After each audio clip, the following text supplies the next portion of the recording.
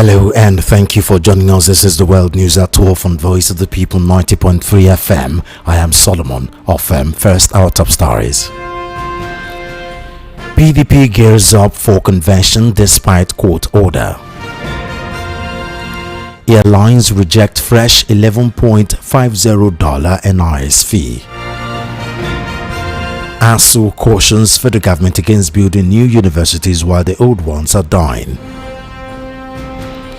NRC clears air on Abuja-Kaduna train service delay.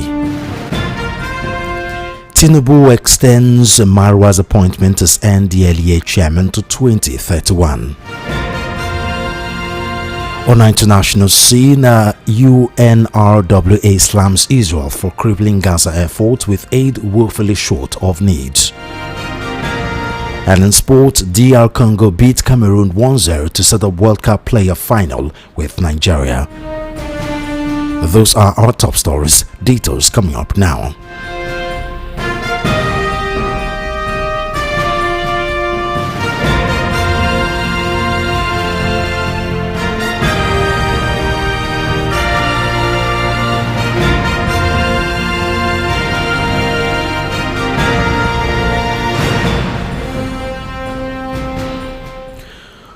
We begin the world news with story that preparations are in full swing for the National Convention of the People's Democratic Party PDP scheduled for Ibadan, Oyo State between November 15 and 16, 2025, despite a court order barring the opposition party from conducting the event.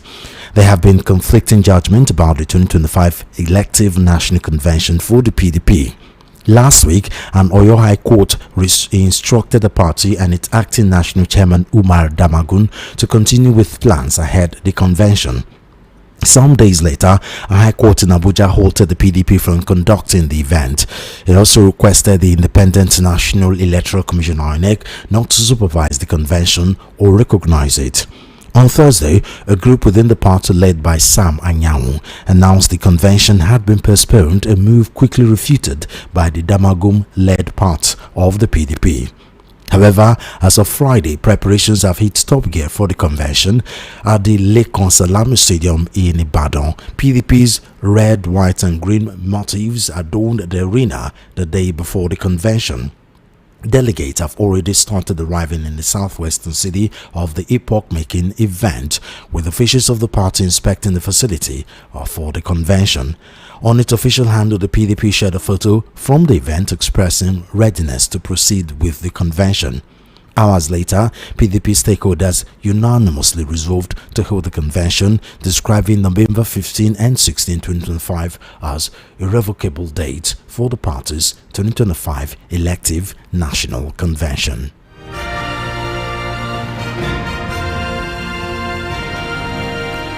The Airline Operators of Nigeria has revealed that the controversial $11.50 charge set to take effect on December 1 was initiated by the Nigeria Immigration Service, but announced and set to be confirmed and enforced by the Nigeria Civil Aviation Authority. The association described the levy as an additional burden on an already struggling aviation sector and a further burden on operators despite being passed on to passengers. Speaking during an interview with journalists on Wednesday, Obiora Okonkwo, the spokesperson for AON and chairman of United Nigeria Airlines, expressed deep concern over the growing number of charges imposed on airlines. He argued that the new fees was unnecessary and counterproductive to the health of the aviation industry. He said multiple taxes are beginning to force many airlines to their knees, appealing to the government to support domestic airlines just like developed nations do to their carriers. According to Okonkwo, the Nigerian aviation sector has been under immense financial pressure due to multiple levies, taxes and regulatory fees from various government agencies. The AON spokesperson for the operators pay for everything aviation expenses do for them, while lamenting that $11.50 charge was yet another example of policy inconsistency and poor coordination between agencies.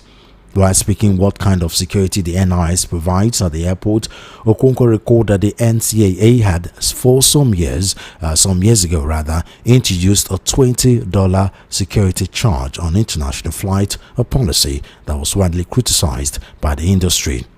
The AON spokesperson warned that these fees will inevitably lead to higher ticket prices for passengers and could make Nigeria a less attractive hub for international travel.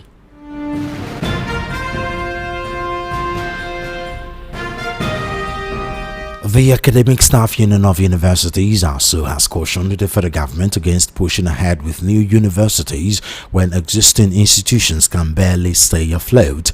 The union said the latest approvals contradict government's own freeze on establishing new tertiary institutions.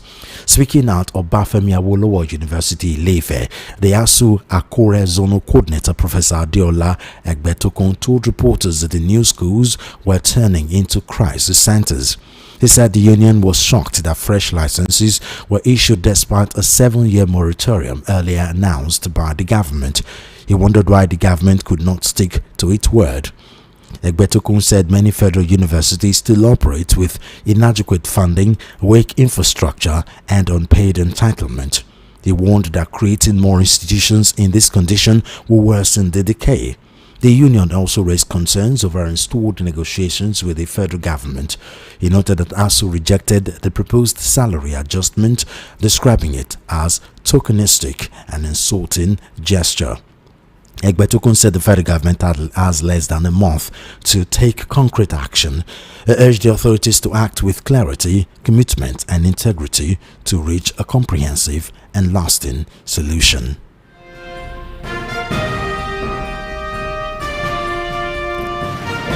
The management of the Nigeria Railway Corporation (NRC) has apologized to passengers aboard the afternoon Abuja-Kaduna train service (AKTS) following a delay caused by a procedural safety decision after the backup engine lost power shortly after departure.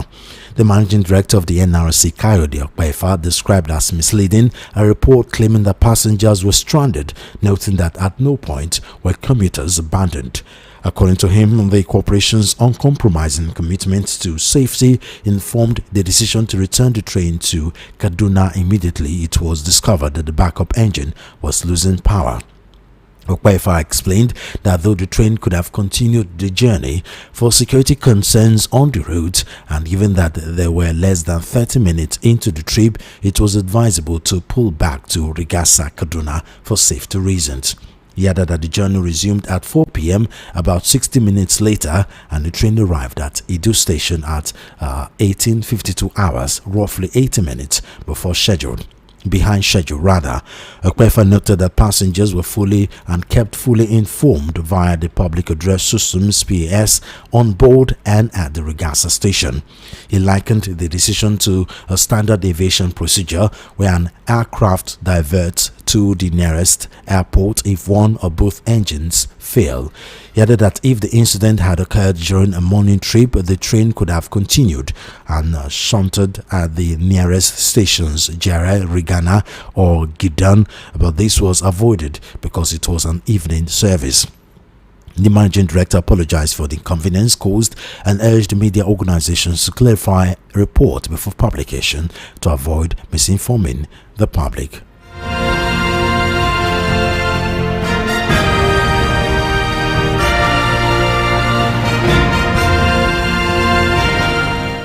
President Bola Tinubu has renewed the appointment of Mohammed Buba Marwa, chairman of the National Drug Law Enforcement Agency (NDLA), by another 5 years.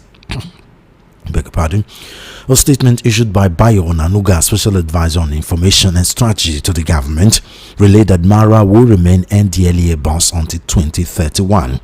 Marwa, a former military governor of Lagos, was first appointed to the position by ex-President Muhammadu Buhari in January 2021 after serving as the chairman of the Presidential Advisory Committee for the Elimination of Drug Abuse from 2018 to 2020. Commenting on the reappointment, Tinubu urged UNRWA not to relent in the fight against illicit drug trafficking and use in the country. UNRWA is a graduate of Nigeria Military School and the Nigerian Defense Academy (NDLA). After his commissioning as second lieutenant in 1973, he served as brigade major of the 23 Armored Brigade, aide-de-camp ADC, and then Chief of Army Staff Theophilus Danjuma, and academic registrar of the NDA. He was also the Deputy Defense Advisor at the Nigerian Embassy in Washington, D.C., and Defense Advisor to the Nigerian Permanent Mission to the United Nations. He holds 2 postgraduate degrees, a Master's in Public and International Affairs from the University of Pittsburgh, and a Master of Public Administration from Harvard University.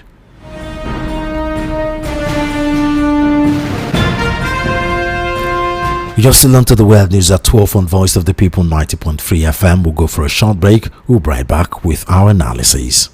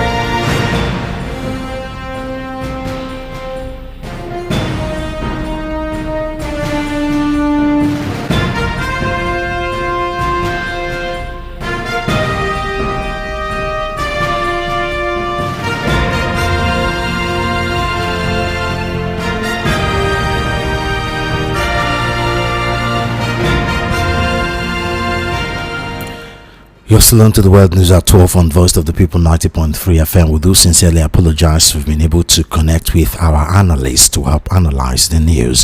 That Tunde Kolawole, a legal practitioner and current affairs analyst. And now to continue the news, let's quickly take a look at what's happening outside Nigeria. The United Nations Agency for Palestinian Refugees, UNRWA, has accused Israel of deliberately crippling its operations on blocking the entry of vital aid to Gaza amid its more than 2-year genocidal war, as Palestinians face the onset of heavy rains and winter with sparse shelter or relief. Safeguarding UNRWA's mandate and operations is required under international law. It is vital to the survival of millions of Palestinians, and it is essential for the political solution, UNRWA Commissioner General Felipe Lazzarina told the UN General Assembly Fourth Committee on Thursday, citing recent findings by the UN Commission of Inquiry and rulings by the International Court of Justice (ICJ) obligating Israel to lift restrictions on the agency.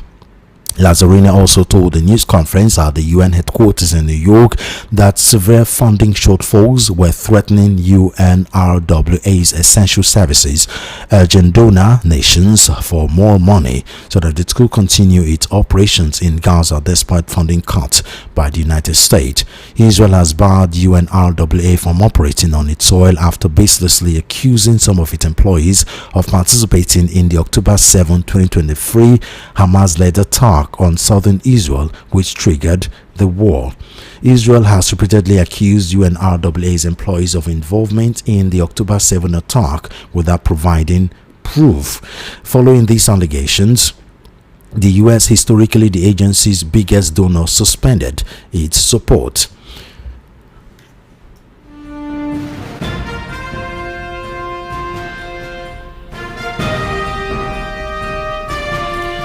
And finally, on the sports news, Chancellor Mbemba struck a dramatic stoppage time winner as the Democratic Republic of Congo edged past Cameroon 1-0 to book a date with Nigeria in the final of the AFCON playoffs for the 2026 FIFA World Cup. The Leopards captain slipped free of its marker to meet Brian Sipenga's deep corner in the first minutes of added time, stunning the five-time African champions and sending DR Congo into Sunday's decisive clash in Rabat. The defeat ended Cameroon's hopes of reaching a 9th World Cup. The Indomitable Lions, Africa's most frequent participants at the tournament, will miss out on next year's expanded 48-team edition. With just 6 places separating the teams in the FIFA World Rankings, the semi-final encounter was evenly balanced and played in heavy rain that made conditions tricky at the neutral venue in Morocco. Cameroon goalkeeper Andre Onana produced a fine low save to keep out Cedric Bakambu just after the hour mark, while Brian Bueno went close for Cameroon for the Lions minutes later. Mbeumo's teammate Kara Eta Young also squandered 2 late chances before Mbemba's decisive finish settled the contest. DR Congo, whose only World Cup appearance came in 1974 when the country was still known as Zaire, will now face Nigeria, who earlier defeated Gabon 4-1 after extra time for a spot in the Six Nation Intercontinental Playoffs scheduled for March. The winner of that round will claim one of the final 2 bets for the 2026 World Cup in Canada, Mexico, and the United States.